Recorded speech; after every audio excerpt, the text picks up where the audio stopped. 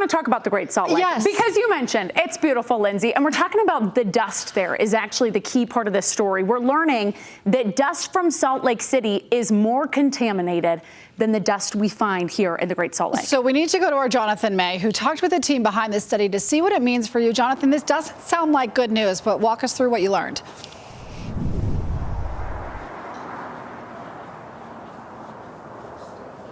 Well, it's hazardous materials like hazardous elements like copper, lead, cobalt, and arsenic.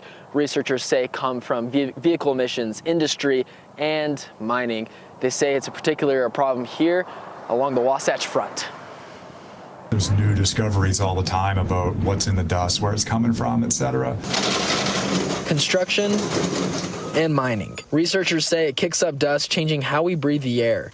A geology professor at Middlebury College in Vermont helped an atmospheric scientist at the University of Utah look into it. That is definitely the concern. I think the samples that we collected, the analyses we did, reinforced the idea that the urban dust there in Salt Lake, in Provo, is different from natural dust. It has components in it that do have sources in an urban landscape, the things that we would expect to find in a place where there was a lot of development. Especially along the Wasatch Front and back, where over 80% of Utah's population lives and where air can get trapped. Between the mountains in a way that they might not if you were out in the middle of the Great Plains or something, and things could just keep blowing through.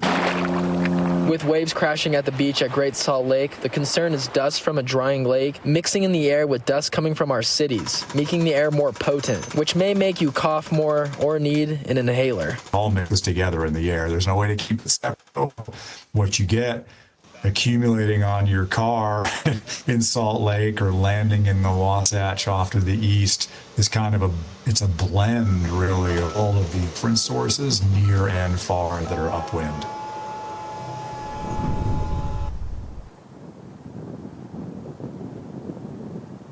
The team spent 2 years collecting and analyzing the dust for the study. They say the point of the study is to help policymakers get a better idea of where this dust is coming from so they can give them ideas for potential solutions down the line. Reporting live in Salt Lake City, Jonathan May, ABC4 News.